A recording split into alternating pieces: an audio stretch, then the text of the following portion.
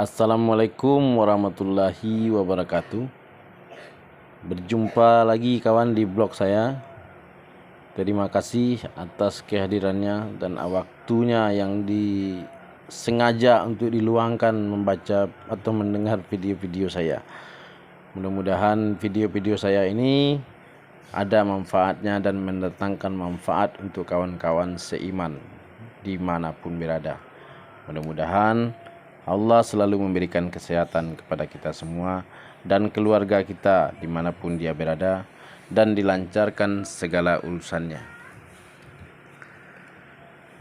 Di video kali ini saya akan membacakan tafsir Al-Quran ya. Ini Al-Qurannya.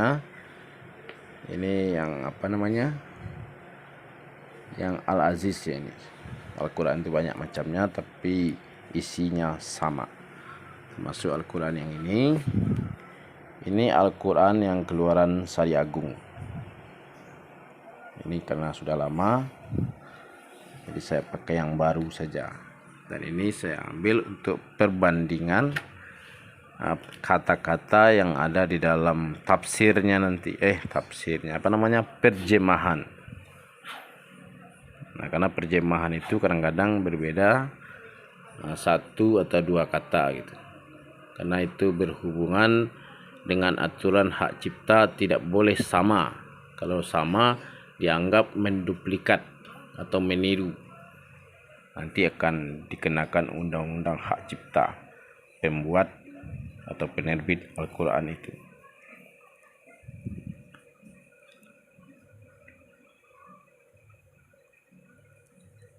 Al-Quran terjemahan ini banyak yang jual ya. Kita bisa dibeli di mana aja. A'udzubillahi minasyaitonirrajim. Bismillahirrahmanirrahim. Di video sebelumnya saya sudah membacakan ayat ke-46. Sekarang nih alhamdulillah saya ada waktu lagi. Saya akan membacakan ayat ke-47. Ini karena saya juga seorang pekerja, jadi saya ini menyempatkan waktu atau sengaja atau meluangkan waktu untuk mengamalkan atau mengajarkan ilmu kepada orang lain. Karena ilmu itu tidak boleh disimpan. Ketika kita mengetahui atau memiliki ilmu satu saja di dalam Al-Quran itu, atau satu saja ilmu yang kita ketahui tentang Al-Quran itu, maka kita harus mengamalkannya dan kemudian mengajarkannya kepada orang lain. Itulah perintah Allah kepada seluruh umat manusia yang ada di atas dunia ini. Dan perintah itu tentu termasuk kepada saya.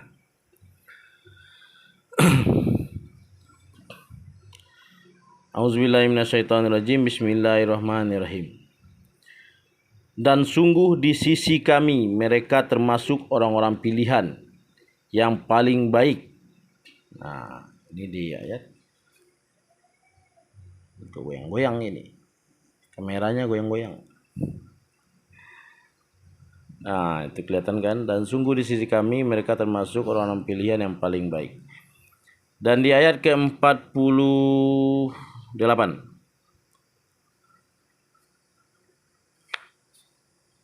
Dan ingatlah Ismail, Ilyasa, dan Zulkifli, semuanya termasuk orang-orang yang paling baik. Nah, ini kata Allah sendiri yang mengatakan seperti itu. Bahwa sesungguhnya para nabi dan rasul itu adalah orang-orang yang paling baik yang diturunkan Allah ke atas dunia ini.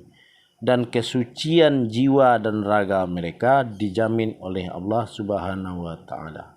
Dan jika nanti sudah dihancurkan dunia ini, maka mereka itu ditempatkan di surga yang paling indah, atau yang ada yang mengatakan di surga yang paling tinggi. Nah, mudah-mudahan kita juga bisa masuk ke dalam surga walaupun di lantai yang paling bawah.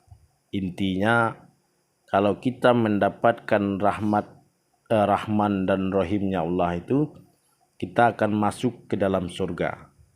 Ya, di emperan surga pun tidak apa-apa, yang penting di dalam surga. Nah, tempat yang buruk itu adalah neraka jahanam. Walaupun posisi neraka itu paling atas, dijamin yang masuk ke dalam neraka itu pasti hangus dan gosong.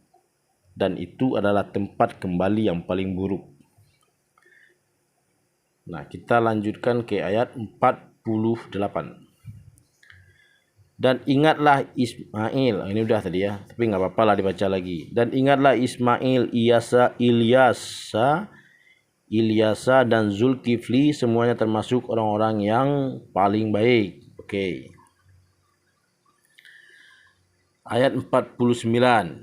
Ini adalah kehormatan bagi mereka, dan sungguh bagi orang-orang yang bertakwa disediakan tempat kembali yang baik. Oke. 50, yaitu surga Eden yang pintu-pintunya terbuka bagi mereka. Ya, ini yang saya katakan tadi ya. Jadi para nabi dan rasul dan orang-orang yang baik yang mendapatkan kasih sayang dari Allah itu, maka mereka akan dimasukkan ke dalam surga. Dan surga itu ada 7 tingkat. Nah, mudah-mudahan kita bisa masuk ke dalam surga itu walaupun di tingkat yang paling bawah, tidak apa-apa. Atau di emperannya pun nggak apa-apa, yang penting di dalam surga. Nah, bekerja keraslah kita atau kawan-kawan semua supaya jangan sampai masuk ke dalam neraka. Karena di dalam neraka itu nggak ada enaknya. Biarpun diletakkan di neraka paling atas gitu. Kalau kawan-kawan tidak percaya bahwa neraka itu tidak ada enaknya, bakar rokok terus kemudian tusukkan di pipimu. Nah, bagaimana rasanya api puntungan rokok itu menempel di pipi? Nah, bayangkanlah itu. Itu baru api pentungan rokok. Gimana kalau api neraka? Api neraka itu kalau ditempelkan di ujung kaki maka mendidih panasnya sampai ke otak. Nah, itulah bayangan kira-kira dikasih Tuhan. Mendidih sampai ke otak.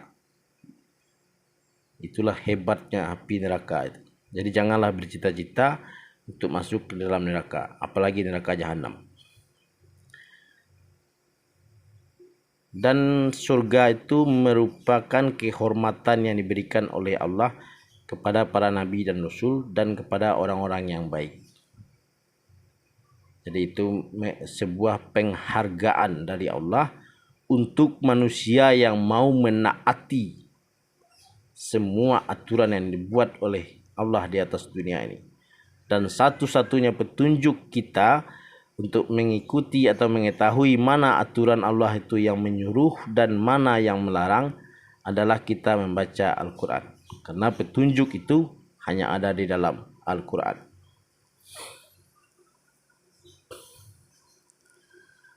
Kita lanjut ke ke ayat 41. Setelah orang itu masuk ke dalam surga, di dalamnya mereka bersandar di atas dipan-dipan sambil meminta buah-buahan yang banyak dan minuman di dalam surga itu. Kalau di dalam dunia ini hamer minuman keras, ya minuman beralkohol itu dilarang oleh Allah, tapi nanti di dalam surga itu semua minuman yang kita inginkan itu ada di sana, dan itu tidak diharamkan Allah lagi, tapi sudah dihalalkan. Tapi untuk di dunia ini diharamkan Tuhan, tidak boleh. Seseorang yang baik imannya dan taat kepada Allah tidak boleh meminum minuman keras seperti khamr atau minuman beralkohol yang menyebabkan seseorang itu hilang kesadarannya. Nah, itu diharamkan Tuhan. Apabila seseorang itu mampu mengendalikan hawa nafsunya untuk tidak melanggar apa yang dilarang oleh Allah itu, maka nanti di dalam surga akan diberikan Allah ganjarannya atau balasannya. Mintalah minuman apa saja di dalam surga itu, makanlah buah-buahan apa saja di dalam surga itu, sudah Allah sediakan di sana. Kita tinggal minta saja, langsung datang. Itulah enaknya kalau kita masuk ke dalam surga.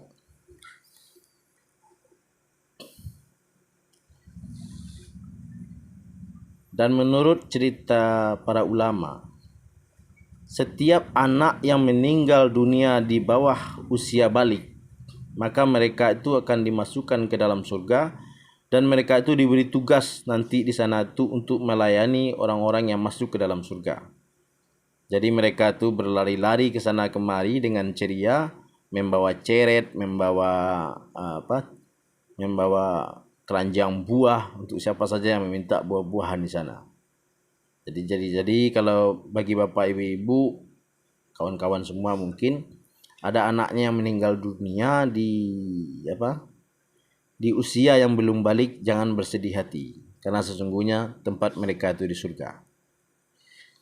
Nah, ini kita stop di halaman 51 ini. Di video selanjutnya saya akan membacakan ayat yang ke-52. Oke kawan, ini sengaja saya bikin video ini sesuai kemampuan dan ilmu saya. Jadi kurang lebihnya saya minta maaf. Terima kasih. Assalamualaikum warahmatullahi wabarakatuh.